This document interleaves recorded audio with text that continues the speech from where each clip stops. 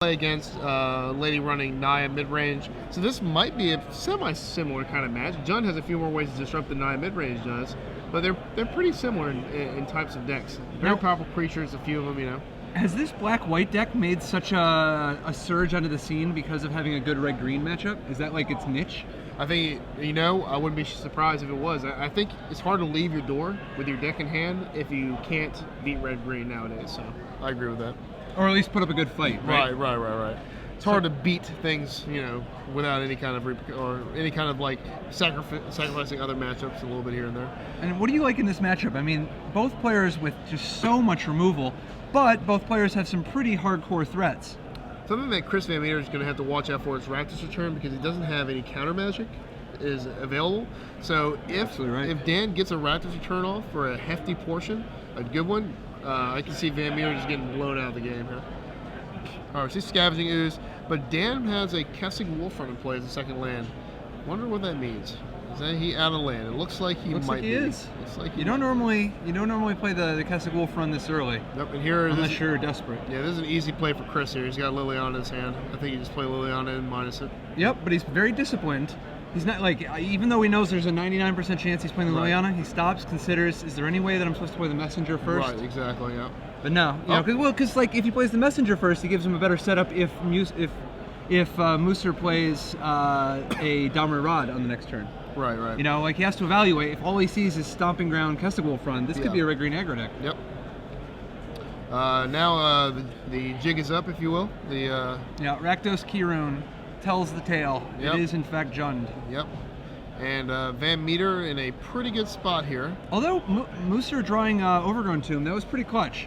Yeah, I think actually I see Blood Crypts galore in his hand. I guess we missed those because you would assume when you see a Kessig Wolfrun turn 2, he's short on land. But he just had all lands that were shocks. All shocks, yeah. Sure. Option number 2, the only other option. Okay, yeah, it looks like he's got plenty of mana. Looks like he's got a Thragtusk next turn. Yeah, looks like continue the pressure. Yeah, even too much mana. It looks like it. We're down to one spell here. Easy. Well, no, discard, the good news though. is he's got cards to discard. All right, so I see VanMeter here. So VanMeter a little bit ahead, but the problem is that Rakdos Kirun is going to do a dent. And I guess actually Thragtusk is going to come down, but yeah, he also has Desecration Demon. He does have Desecration Demon. Yeah, that's going to be a tough one to deal with. He was thinking about maybe I should bait him into attacking with Rekirun and then Resto Angel. I like the Demon play a lot better. It's just safer because we all know Jund's got ways to deal with creatures even in combat here. Yeah, but that demon, it's awesome that the Desecration Demon's actually good in Magic right now, you know? Yeah. Definitely seeing some cool things with it. It's just so big. It's just a huge creature. It's just like so out there. Right. And Dan is black really needs this kind of thing. Yeah. Black, typically one of the weaker colors in Standard. I mean, if we're just going through history here, definitely is usually a splash. I always like the mono black decks giving it a shot. You know, the old world. You always see that. Even when back in the day when it was Mirrodin in Standard, it's all black. I love that Mirrodin is back in the day. Back in the day for me. Some of us remember when mono black was the best deck for years in a row. Corrupt. Necropotence. Before Corrupt. Oh, with the White Weenie as his nemesis with Imperial armor and stuff. I think. I'm talking about before that. Before that, I can't go that far back. I think I wasn't born yet, so. Let's Then you're not that old. Barely born. Do you realize the current world champion was like, I mean, I was playing Magic before he was born. That's crazy to me. That is crazy. Yeah. All right, Chris VanMeter bashing with Desecration Demon. What are we going to see out of VanMeter? I think we're going to see a Resto Angel turn. So he does discard Mutilate, but one of the things I love about Desecration Demon in this deck is that often you can Mutilate, sweep the board, and have your demon live. Yeah. I love that. That's good interaction. Yeah, that's definitely probably one of the best interactions in this deck. Oh, actually, we're gonna go Messenger here. I like that better because I didn't see the Victim of Night in his hand. Just gonna go Messenger and then be able to Victim the Thragtusk, bad attacks Liliana, and then he's gonna be able to untap with Resto Angel. It's gonna get real. His board's gonna be real hefty the next turn here. So Dan facing down big guys. He's going to draw. And Dan is no beginner to the Open Series. He has also been playing in these quite a bit. So Chris VanMeter versus Dan Musser is a nice little matchup here to watch. I remember when people used to think mid-range was a bad strategy.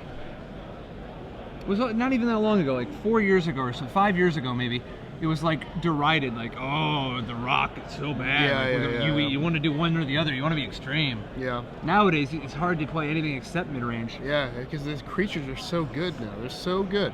And it's creatures that cost like 3, 4, 5, you know? Yeah.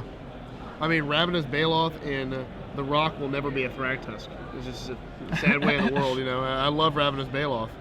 But, you remember when they had the voting and people voted for Troll Aesthetic over Ravenous Baloth? There was a voting when they were going to reprint. I was just sickened when they put Troll Second base set. I was like, oh, Ravenous Baloth, come back. And then they made the Planeswalkers. Picture Garrick and Standard with Ravenous Baloth. It's just going to be too cool. Time. Yeah, it would have been a real That's a very good time. But sadly, they did not Ravenous happen. Baloth and Thragtusk is kind of a Mondo combo, though. Yeah. Dude, why don't we do that in Modern? We should.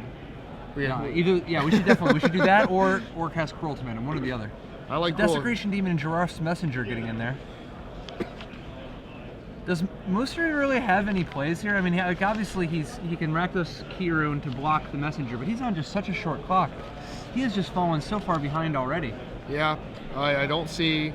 He mulliganed. He's been getting Liliana'd, and he's been a little flooded. I don't see this going well for him this game. Is Desecration Demon just very quietly the best black creature in the format? I can't think of one better at this point, unless you count Ozmadat. No, I like Demon even better than Obsidat. Do you? Huh. Yeah, I think the Demon is just the stones. It's 4 mana, it's cheap. So there we finally have a Putrefy, so that the Demon's reign of terror comes to an end. Especially with people playing cards like Resto. No! That's why you Putrefy on your turn. Yeah. Oh, wow. Devastating. Alright, well, he's going to need a miracle, and even a bonfire won't do it at this point.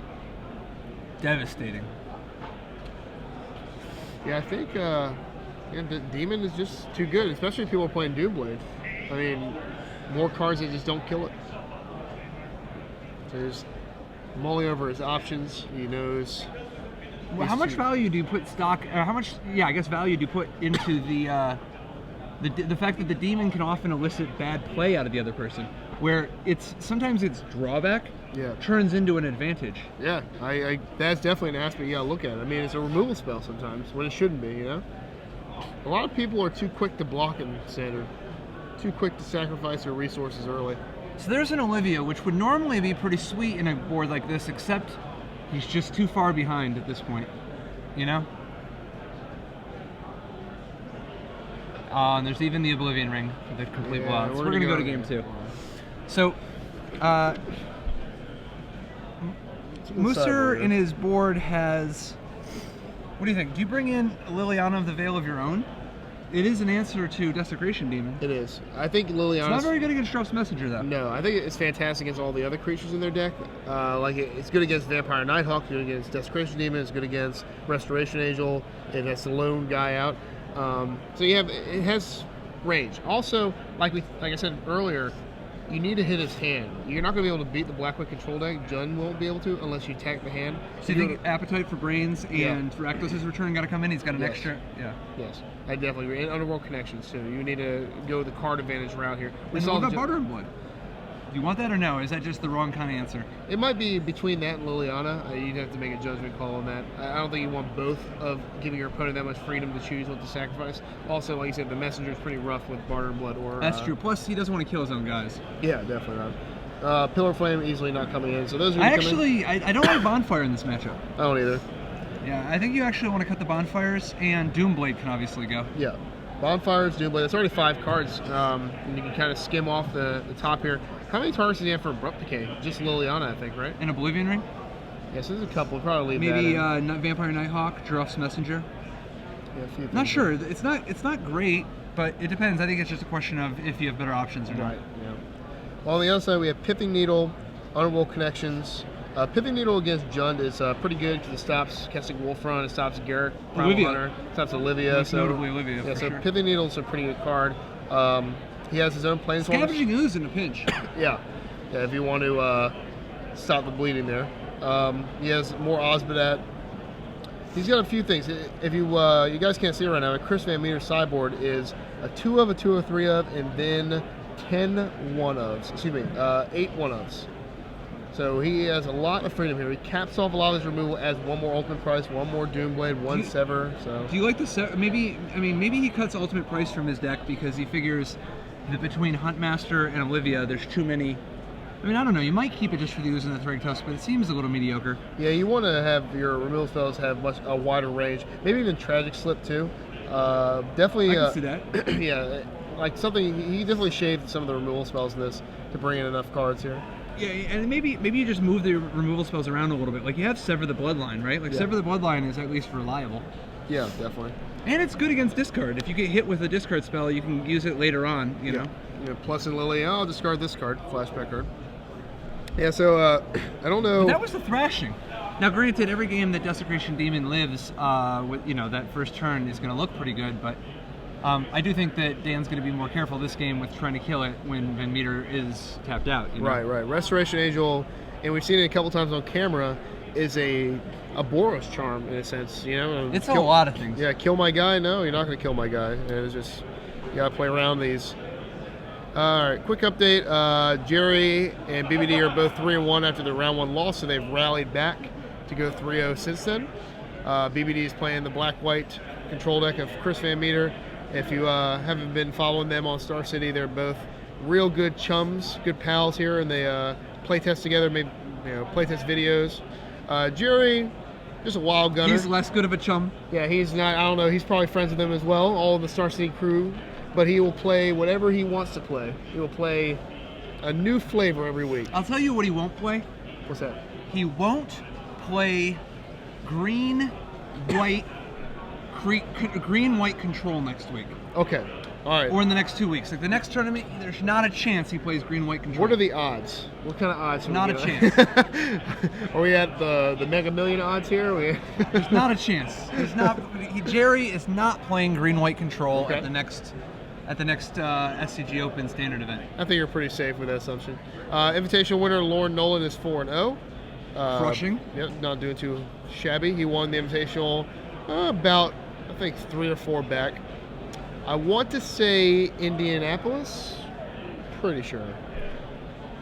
Yeah, it's always interesting. Like I was here, I was doing commentary a couple weeks ago, and it's definitely a different sort of tournament when William Jensen isn't just predestined to win. Right. Yeah. Like whenever he occasionally, I mean, he hasn't set out very many lately, but whenever he sits out of one, and it's not clear who's going to win. Right. I mean, it's fair that he leaves the winning to other people once in a while.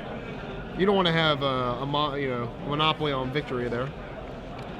Yeah, he has been just on fire. Yeah.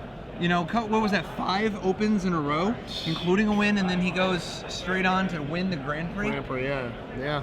So sick. Yep. All those who think there's tons of luck in Magic, there's tons of luck, but there is. But fortunately, it is possible to be lucky if you just make the right plays. Right. Our own Ruben Bresler started off 0-2. He's now 2-2. Yeah, my understanding is he actually took 2 losses on purpose because his deck is designed to beat up on the 0-2 bracket. Oh yeah, I see that. Bresler is definitely a Magic player who likes to prey on the weak. That's it. So I don't even know what that means. I was thinking he just, he's got his eyes set on that top 16 finish, so he's just like locked on target. That's true. He could. I mean, if you go XO then draw the last round, you put him this lock at top 32. I like it. It's a good strategy. It's a bold strategy. Let's see how it plays out for him. Unorthodox, to be sure. All right, so Dan is mulliganing. Have you ever seen Ruben stand-up comedy? He's shown me a clip or two of all the foam. He's a funny guy. Yeah. He's a funny guy. We need those funny guys in Magic. Comic relief. That's what he is to you? Is he a clown? He's here to amuse you? I'm not answering that. I'm not responsible. So Dan's going to 6. We got 6 cards this time? It is. What's Dan hoping to draw here? Well, I think I saw one of them. Farseek and... It looks like Pitch Black Darkness. Right. Oh, okay, we've returned. Darkness! So, Farseek. Sorry. This is like the actual just perfect opening, though. There's nothing he wants more than a Farseek. Because at this point in the game, it is basically, it is pretty close to a Time Walk. It is. Jun's most blowouts come from a turn 2 Farseek on the play. I mean, playing a Huntmaster when they just play their second land is not a fair play. So VanMeter, second land. Here's always the awkward Sign in Blood on the draw. Sign in Blood on the draw. Definitely always awkward. Always awkward. Unless you've mulliganed. Unless you mulligan, yes. In which case it is the exact opposite. Yeah. But hopefully Ooh. we're not in that spot to begin with. Is that a Garuk? Yeah, he just drew a Garruk. That's wow, everything's just turning up Musser. Yeah, he's got a acidic slime also, and he has the 5th land, and he has a Bonfire of the Damned. All right, so we're gonna see. What would you play here? It's between Garruk and a 6 land. I think you just throw Garruk out there immediately. Yeah, Garuk. I mean, that's just going to be so good. Having it Garuk up to a 4 counters plus having a token. Right. And then when VanMeter Oblivion rings the Garuk, you acidic slime the Oblivion ring, and you're just so far ahead. Yep, he's going to do just that. Everything going on right now is just tickling me. Big green spells. Let's go green. Chris VanMeter draws 4th land. Now, what's VanMeter hoping to draw at this point to kind of turn this around? Because he's got kind of a slow draw. He's got a lot of Disciple of Bolas's, a lot of Restoration Angels. The good news is, Disciple of Bolas plus Dross Messenger is a pretty sweet way to get an advantage. And even if he falls behind on these beast tokens, he's got to sever the bloodline to kind of clean up the mess after. Right. I think VanMeter is going to do what we talked about earlier. He's going to Oblivion Ring, just cross his fingers, hope that on Dan's mulligan, that one of those 3 last cards in his hand is not a way to stop the Oblivion Ring. Wow, this is gonna be pretty harsh. Now Dan probably will take this. I would block just because I know that Chris plays multiple or Disciple Bolas, and you just don't want to give him that kind of advantage. Well, I don't know. If you block, he's gonna draw an extra card. Yeah, but minus the creature. I don't know if it's worth it or not, but he is gonna block. So we're gonna see how that works out for him. That's true, and I guess he's got Acidic Slime to kill the O-Ring and threaten to block the Messenger. Right. And this is going to be very good for Dan because now he's got 2 ways to defend Garruk this turn. So even if Chris has the Sever, he can't stop. He can't get to Garruk this turn. So I think, do you even attack here? I think you say go. One of the other reasons with Resto Angel, I think, just to have a threat on Garruk the next turn. See, here's the tough thing: because you gave up, because he gave up that beast token for the messenger. Now the Restoration Angel is getting even more value because of being able to completely reset the messenger. That's true. Yeah, it's going to work out opposite. Would you play the Augur here and then draw 4 cards, or would you rest? I think we rest. I think you have to resto first. You need some tempo. Like you can't just he's just going to discard a bunch of cards and he just disciples now. Yeah. He needs a board presence. So Chris thinking over his options. He's going to actually play some this turn. He might be thinking about main phase Restoration. Yeah, because he just wants to reset that messenger. Yep. I think if you're going to do this, you're supposed to attack and see what he does. Yeah. No, surely he just blocks and you waste some time, but at least you gain some information about which Dan values higher, the Acidic Slime or the Beast. Yeah, I agree. Never harm in attacking. Ever. Ever. Always attack. It's like unleashing. Always do it. Always unleash.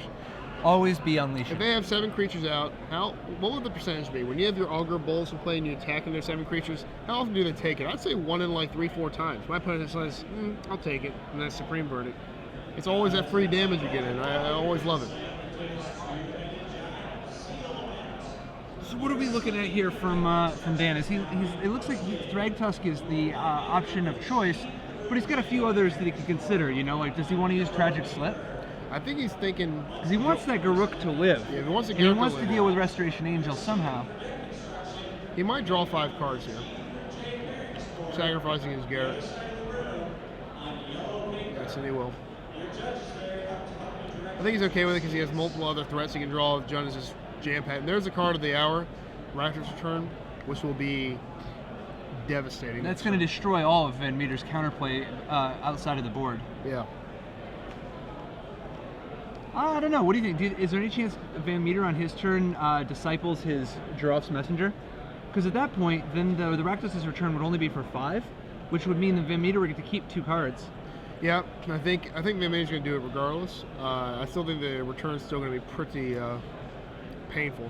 I think VanMeter has 2 options though. He can keep 2 potent cards, but he's going to be discarding on a turn. I don't know. Hopefully he keeps one of those Disciple Boluses, because that's the best return after getting returned, right?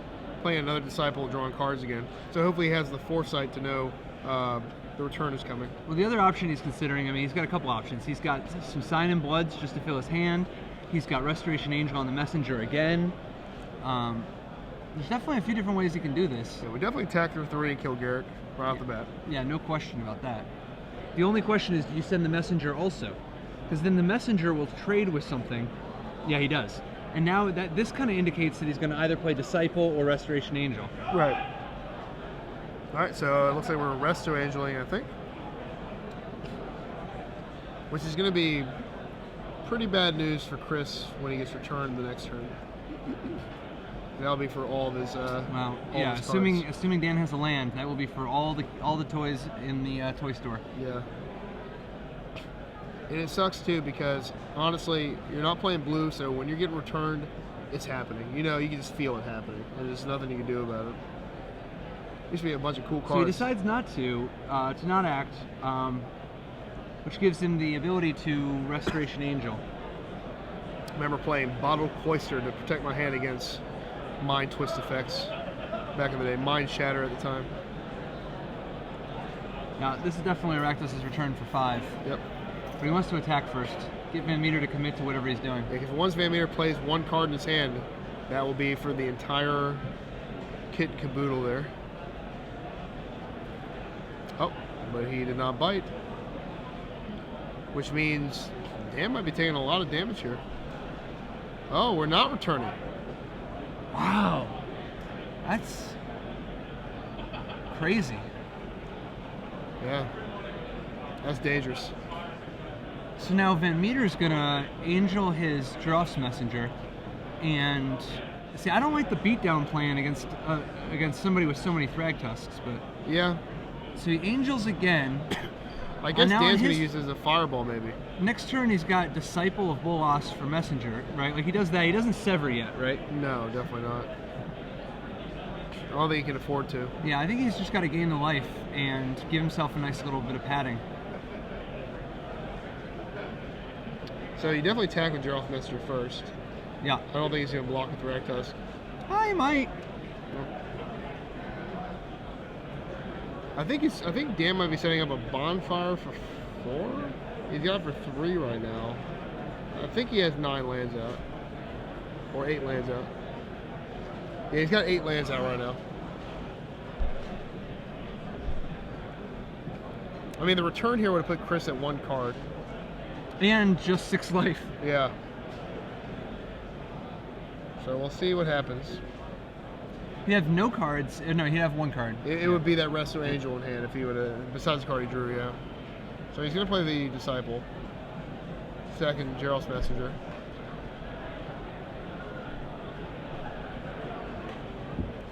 This brings VanMeter back up to 14. And Musser down to 18. Alright, so a bunch of spells in Chris's hand. Be expected after drawing some cards. VanMeter's staying on defense now, right? Yeah. And he just wants to kind of establish control.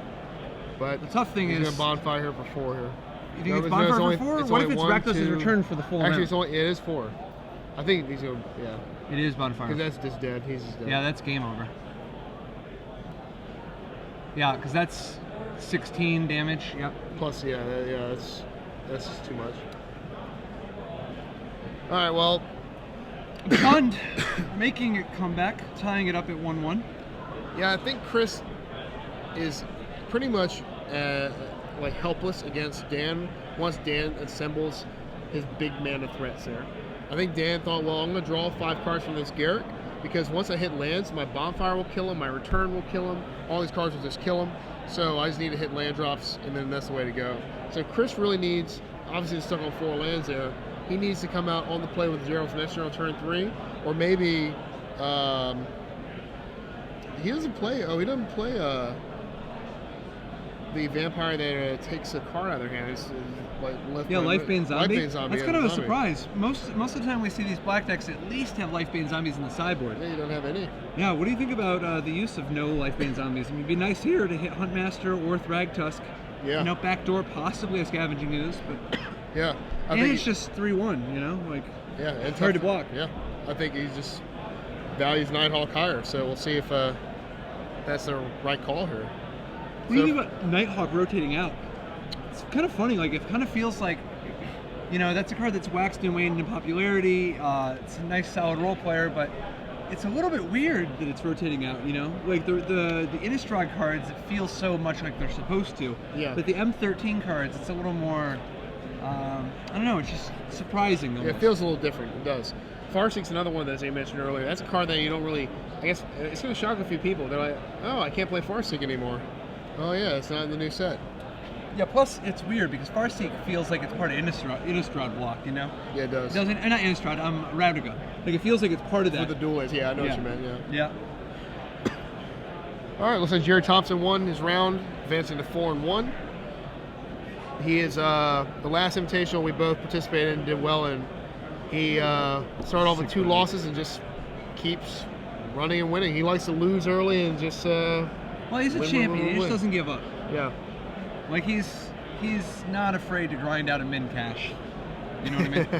Although obviously today at 4-1, he's anything but in min cash territory. Yeah, let Bresler stomp on the min cash arena there. He's gonna get this.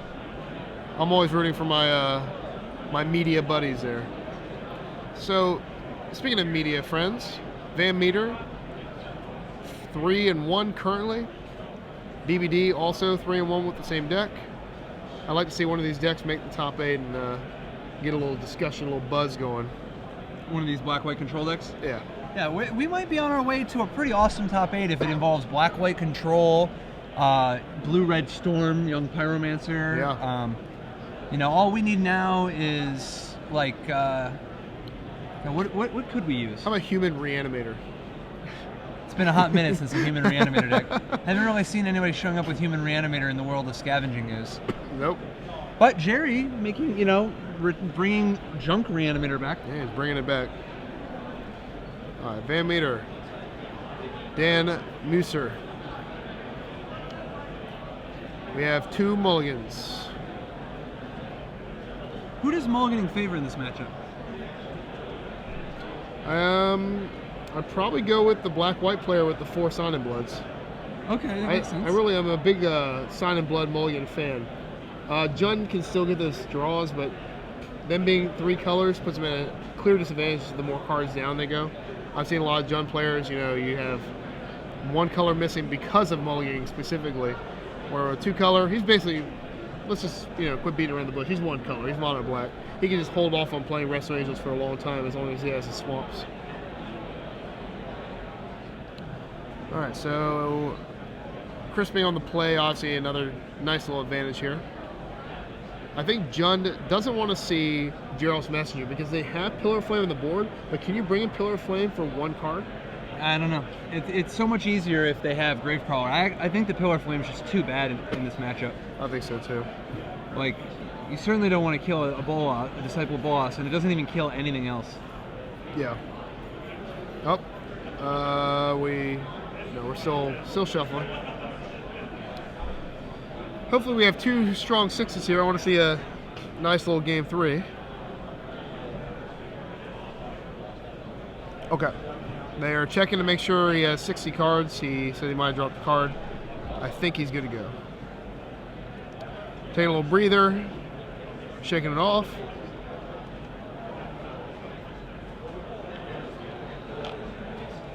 And here we go. 449 players today? That's pretty awesome for a, like, what is it? There's less than a month of the format left. Of the end of the cycle, like before the rotation, and we're still talking about 449 players. But Ohio's scene has always come out strong for the tournaments, you know what I mean? Oh yeah, I know, like, specifically people on Twitter have said they drove 9 hours to come here. That's far from an Ohio scene, but that's just... I was gonna say, within 9 hours of Ohio, you can get to like Wisconsin, or Pittsburgh, or Michigan, or Chicago, or Kentucky. I mean, like 9 hours from Cincinnati, Ohio is got a pretty big range of various scenes. Yeah, people like to think the East Coast is the dominating presence. I mean, the Midwest is definitely the most concentrated of Magic scenes, which is why you consistently see such big, like every Indianapolis tournament, just such. Plus, just obviously the Ohio scene always comes out and represents. So, is VanMeter going to 5 at this point, or are they still on 6? I think VanMeter is. I think they're on. No, it has to be on 5. I think. Yeah, because Musser is keeping his 6 after the card counting fiasco. Now, what do you want in your 5? I mean, it's obviously Sign in Blood, but what right. else? Like 2 land, 2 Sign in Bloods, and a Restoration Angel or something? Yeah. Maybe even 3 land and a Gerald's Messenger in there somewhere. I think Messenger is a real nice one against Jund. So let's see. Okay, sure. It's like 3 land, Sign in Blood, Gerald's Messenger. That'd be a good one. All right, so he's got Sign in Blood. It's not that far off. Is that Messenger too? That's 2 land. He's got the Sign in Blood and the rest of it. Yeah, he's definitely not a bad 5. It's going to need an Isolated Chapel or a Godless Shrine or an Orza of Guildgate, something. I see a Disciple. I don't know if he's a 3rd land. Yeah, not yet. Does not yet. He's got the Doomblade. Oh, we have a Farseek on the draw. Musser pulling way ahead now, being being 2 cards ahead and effectively on the play. Right. Yeah, Underworld Connections. And missing a land drop. Yeah. Yeah, we may be in for an anticlimactic finish. I'd say VanMeter's got about 1 more turn before this gets ugly. Yeah. Huntmaster drawn. Yeah. And elects to play the Shockland here. Gets a 2/2. And there's a Doomblade right now. Let's just Doomblade this real quick before there's any illusions that this is going to live.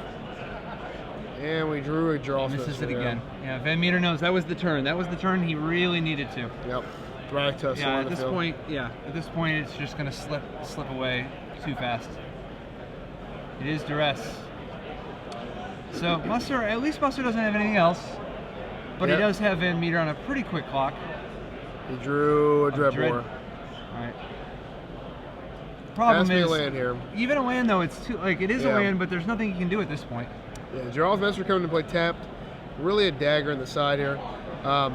If he draws another land, then plays Disciple, but he drew the Dreadbore. With minus that Dreadbore, VanMeter might have had a dark chance here. So, yeah, I mean, first of all, he's got to just be on the plan of hope Dan doesn't draw anything. But then next turn, he's going to need to draw Isolated Chapel.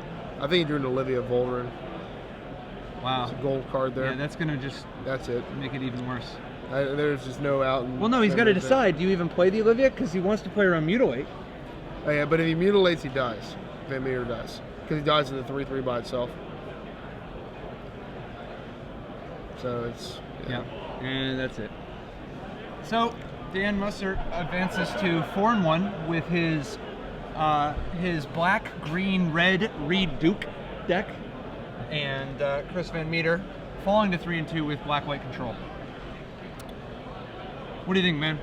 I hopefully we can get this black-white control, see one of these black-white control decks near the top. Yeah, I agree. BBD's still in it, right? Yeah, BBD is X and 1, and also who do we see playing black-white? Andrew Tatum, I think, is playing black-white, and he was also XO. So there are definitely 2 black-white decks still in contention. Excuse me. So I would not put it past one of these guys to break through into the top 8.